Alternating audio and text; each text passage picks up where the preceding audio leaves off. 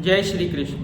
पूरी शंकराचार्य जी ने कहा कि हमारे पास तीसरा नेत्र है, तो इस विषय को लेकर के कई लोग अनर्गल प्रलाप करने लग जाते हैं। वो ये कहते हैं कि यदि आपके पास तीसरा नेत्र है तो क्यों नहीं आप दुष्टों का संहार कर देते, ये हो जाता वो हो जाता, क्यों नहीं आप अपनी दिव्य शक्ति का प्रदर्शन कर देते।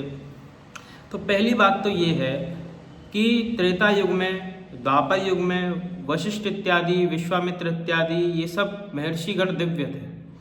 सभी दिव्य थे या नहीं? अब ये लोग कहते हैं कि यदि आप इतने ही दिव्य हैं तो बॉर्डर पे जाके क्यों नहीं लड़ते, सेना की आवश्यकता नहीं है। पहले भी वशिष्ठ जी, विश्वामित्र जी, अंगीरा जी, भृगु जी, परशुराम जी सब दिव्य महर्षि थे, किंतु एकाएक अपना जो चमत्कार है, अपनी जो शक्तियां हैं वो किसी के सामने प्रकट नहीं करते थे। क्या ये लोग जो है, यदि किसी राजा ने आक्रमण कर दिया तो ये लोग अपनी शक्तियों के माध्यम से उनका संहार करने के लिए जाते थे? ये तो एक राजा का कर्तव्य बनता था, वो अपनी सेना लेकर के वो युद्ध के मैदान में उतरता था। ये सब इनका कार्य नहीं था और तपोबल ये सब कार्य करने से क्षीण भी हो जाता है। इसलिए एकाएक कोई भी साधु संत इस प्रकार का कार्य नहीं करता। और पहली बात कि लोगों का जो कहना है कि तीसरा नेत्र है तो आप ये क्यों नहीं कर सकते, तो देखो तीसरा नेत्र क्या है। तीसरा नेत्र संकेत में वो इस बात को बताते हैं कि तीसरे नेत्र का अर्थ है शास्त्र ज्ञान। उन्होंने कई बार अपने वक्तव्यों में ये बात कही है कि हम जिस प्रकार से इस संसार को देख रहे हैं या फिर भविष्य गति से हम जो देख पा रहे हैं वो लोग नहीं देख पा रहे हैं, और ये बात ठीक ही है। इसको आप इस प्रकार से उदाहरण से समझिए। एक बालक जो है वो जब छोटा होता है, इतना समझदार नहीं होता, वो नहीं देख सकता कि आने वाले भविष्य में क्या हो सकता है, किंतु माता पिता देख रहे हैं। वो इतने योग्य हैं, इतने समझदार हैं कि अपने बच्चे का भविष्य देख पा रहे हैं कि यदि ये पढ़ेगा नहीं, यदि ये कोई और कार्य नहीं करेगा तो किस प्रकार से ये आगे बढ़ेगा। तो उसको स्कूल में भी भेजते हैं, अच्छी शिक्षा देते हैं, कॉलेज इत्यादि में भेजते हैं। क्यों? उसके भविष्य की चिंता करते हुए। उसी प्रकार से हमारे संतों को, हमारे आचार्यों को, उन सभी को शास्त्रों का विधिवत ज्ञान है और शास्त्र हर बात का संकेत करते हैं कि भविष्य गति से जिस प्रकार से, अब जैसे कि बहुत जोर से आंधी आ रही है, तूफान आदि, संकेत लगा लिया जाता है कि भाई हाँ बारिश होने वाली है, या फिर ऐसा उपद्रव प्रकृति में कुछ ना कुछ बदलाव देखने के लिए मिलते हैं, तो वहां से एक संकेत प्राप्त हो जाता है। ठीक उसी प्रकार से यदि आप शास्त्रों के विपरीत कार्य कर रहे हैं, प्रकृति के विरुद्ध कार्य कर रहे हैं, तो ये अंदाजा स्वतः लगाया जा सकता है कि इस व्यक्ति का जो आने वाला भविष्य है वो बड़ा ही गर्त में है। क्योंकि जब ये व्यक्ति शास्त्र के विरुद्ध कार्य करेगा, प्रकृति के विरुद्ध कार्य करेगा, तो प्रकृति इसको क्षमा नहीं करेगी।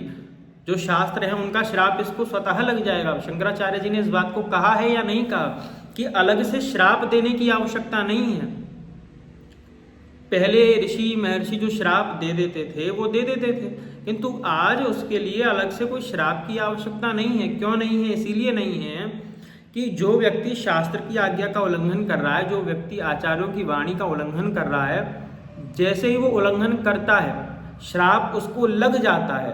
अब जो श्राप लग गया, श्राप के ऊपर क्या श्राप देना उस व्यक्ति को? तो यहाँ पर एक बहुत ही गहरा भाव प्रस्तुत करते हैं। यहाँ पर केवल इस बात से नहीं कि त्रिनेत्र से एकदम ज्वाला निकलेगी और सब कुछ नष्ट हो जाएगा। भगवान शिव का जो तीसरा नेत्र है उसके माध्यम से दुष्टों का संहार हो जाता है। आप इसको सांकेतिक रूप से भी समझ सकते हैं कि जैसे ही भगवान शिव का तीसरा नेत्र खुलता है या फिर किसी मनुष्य के अंदर जब चेतना आती है तो उसका जो अज्ञान है वो नष्ट हो जाता है। जितने भी राक्षस हैं, दैत्य हैं, ये सब क्या हैं? जी अंधकार ही तो हैं, अंधकार का कार्य ही तो करते हैं। और जब शिव जी का त्रिनेत्र खुल जाए तो माने अंधकार का विनाश हो जाए। तो मनुष्यों के अंदर जो त्रिनेत्र की भावना है वो शास्त्रों का ज्ञान है, वो विद्या का प्रकाश है। यदि आपके अंदर विद्या का प्रकाशन हो गया तो अविद्या का नाश हो जाएगा। ऐसा शास्त्रों का मत है, ऐसा ही शास्त्रों का कहना है, ऐसा ही शास्त्रों में लिखा है कि हम सभी के पास तीसरा नेत्र होता है, किंतु उसको जगाने की आवश्यकता है। वो तीसरा नेत्र क्या है? शास्त्रों में स्पष्ट लिखा है कि तीसरा नेत्र हमारे शास्त्र हैं। इसी आधार पर शंकराचार्य जी कहते हैं कि हमको तीसरा नेत्र प्राप्त है, जिसके आधार पर हम सब कुछ देख सकते हैं कि आने वाले भविष्य में और आज से 100 या 200 वर्ष पूर्व भी क्या होने वाला है। क्योंकि आज की जैसी स्थिति दिखाई पड़ती है वैसी स्थिति को देखते हुए ये अंदाजा लगाया जा सकता है कि भविष्य में क्या होने वाला है। अब यदि आपको अपने ही साधु संतों का, अपने ही आचार्यों की वाणी का मजाक बनाना है, अब यदि साधु संत कोई बात करते हैं, कोई वो भौतिक व्यक्ति तो है नहीं जो सीधा सीधा बात करेंगे। यदि आप बहुत बड़े बड़े ऑफिसर्स को देखें, आईएएस इत्यादि के इंटरव्यू भी होते हैं, तो किस प्रकार से उसमें क्वेश्चन आंसर्स होता है, इंटरव्यू किस प्रकार से होता है, एक सांकेतिक रूप में कैसे कैसे सवाल जवाब होते हैं। एक साधारण व्यक्ति यदि उनके सवाल जवाबों को देखे तो उसको लगे क्या फालतू के सवाल पूछे जा रहे हैं, किंतु वो एक सांकेतिक रूप में इंटरव्यू होता है ना। ऐसे ही संतों का तो उनसे भी गूढ़ रहस्य छुपा है। तो आप कहाँ संतों का पार पाने वाले हैं, कहाँ उनका जो दिव्यता है उनकी आप कहाँ पार पा सकते हैं? नहीं पा सकते। यदि उन्होंने कुछ कहा है तो हमको पालन करना चाहिए कि वो क्या कह रहे हैं, और हम प्रश्न करने लगते हैं कि इसका अर्थ क्या है। भाई, जब आपके अंदर इतनी समझ नहीं है, इतना विवेक नहीं है कि आप संतों की वाणी का अर्थ लगा सकें, तो आपको मात्र जो वो कह रहे हैं उनकी वाणी का सम्मान करते हुए आपको अपने कर्तव्यों का पालन करना चाहिए। आप अपने कर्तव्यों का पालन कीजिए ना। आपसे अपने कर्तव्यों का पालन नहीं हो रहा, आप उनकी वाणी में इधर उधर घुमाते फिर रहे हैं कि ये कह दिया इन्होंने, ये कह दिया इन्होंने, ये तो अनर्गल प्रलाप कर दिया।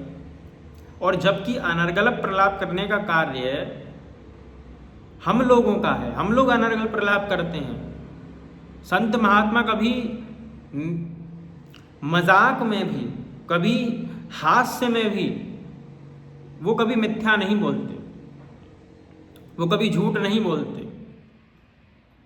इतना विश्वास तो हमको अपने संतों पर होना चाहिए, अपने शास्त्रों पर होना चाहिए कि हमारे जो संत हैं, हमारे जो शास्त्र हैं, वो कभी असत्य बोल ही नहीं सकते।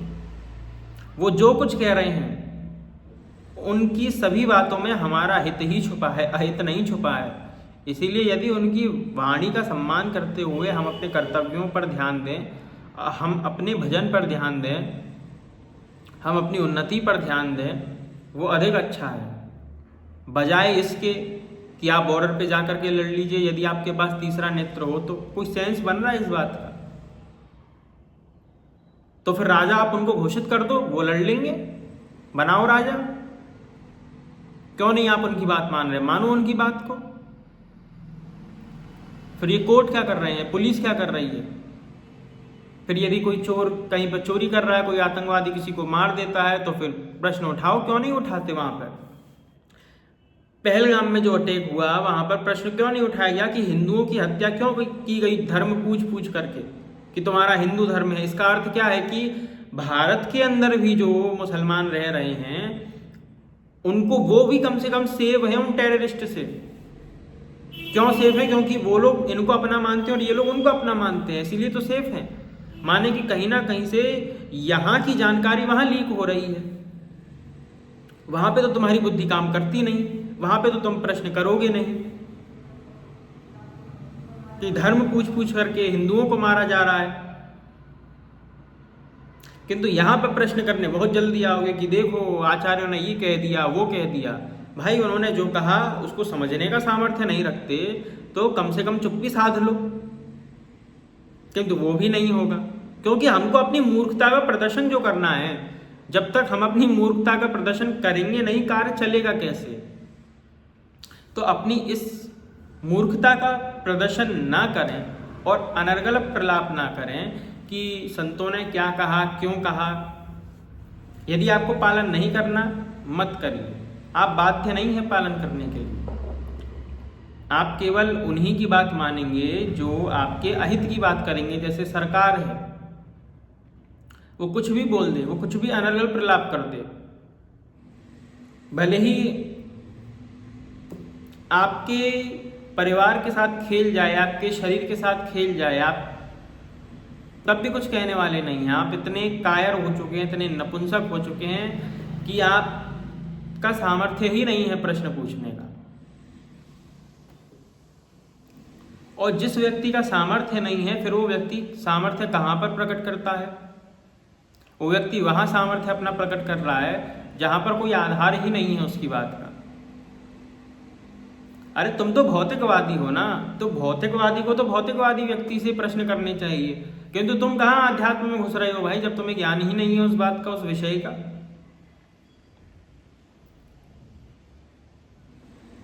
प्रश्न भी तुम जब पूछोगे ना, जब तुम्हारे अंदर कोई जिज्ञासा होगी। तुम तो अटैक करते हो, तो जो अटैकर्स हैं उनके लिए तो जो संत हैं वो फ्री नहीं बैठे कि तुम्हारे जो अटैक हैं जो तुम करते फिरते हो उसका जवाब देते फिरेंगे कमेंट बॉक्सों में। उसके लिए तो संत महात्मा नहीं है। तुम्हारे पास हो सकता है कि इतना फालतू समय हो कि तुम कमेंट के माध्यम से कुछ गाली दे दो, कमेंट के माध्यम से कुछ ना कुछ अनर्गल प्रलाप करते रहो, क्योंकि तुम्हारे पास कोई काम नहीं है। सरकार के माध्यम से तुम खुले छोड़ दिए गए हो। संत अपना कार्य कर रहे हैं, उनको भी तुम अपना कार्य करने दोगे नहीं, और तुमको भी नपुंसक बनना है। तो कहीं एक जगह तो टिक जाओ मेरे भाई। जो इतना देश के अंदर उपद्रव हो रहा है, आज भी जो भारत है ना, वो संतों के तपस्या के बल पर ही टिका है। अब ये कह दो कि वहाँ पे बॉर्डर पर जो आर्मी के सैनिक लड़ रहे हैं, वो कर रहे हैं, युद्ध हो रहा है, ये तो केवल आर्मी के उस पर ही टिका हुआ है।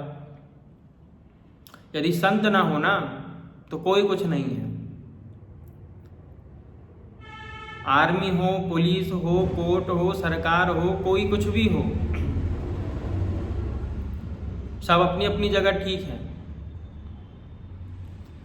यदि वो देश की रक्षा कर रहे हैं, सुरक्षा कर रहे हैं, वो बाह्य रूप से कर रहे हैं। मिलिट्री आपको दिख पड़ रही है ना सुरक्षा करते हुए, पुलिस दिख पड़ रही है सुरक्षा करते हुए, सरकार दिख पड़ रही है सुरक्षा करते हुए, किंतु संत दिख नहीं रहे सुरक्षा करते हुए ना। भगवान कृष्ण का जो सुदर्शन चक्र है वो पूरी द्वारका नगरी के चक्कर लगाता रहता था, लेकिन दिखता किसी को नहीं था, किंतु सुरक्षा करता था पूरी द्वारका नगरी की। तो पूरी भारत भूमि की सुरक्षा है ना, वो भी संतों की जो तपस्या है वही कर रही है। जो भगवान का चक्र है वो आज भी भारत भूमि की सुरक्षा कर रहा है, किंतु नेत्रों से दिखेगा नहीं, और जो दिखेगा नहीं उसको हम मानेंगे नहीं। तो प्रत्यक्ष रूप से जो दिखेगा उसी को यदि मानना है, तो ऐसे बहुत सी चीजें हैं जो आपने देखी नहीं है, केवल सुनी है।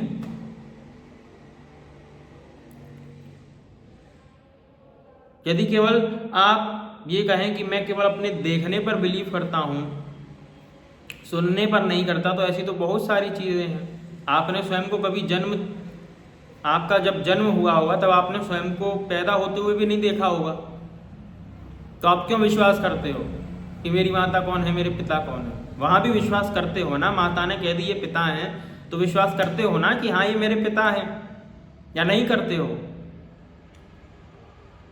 यदि केवल प्रत्यक्ष प्रमाण की बात की जाएगी तो आप भी अप्रमाण ही सिद्ध हो जाएंगे। इसीलिए अनर्गल प्रलाप से अच्छा है कि अपने कार्यों पर ध्यान दो, और संतों की वाणी को मिथ्या सिद्ध करने के स्थान पर संतों के समक्ष जाकर के जिज्ञासा प्रकट करो,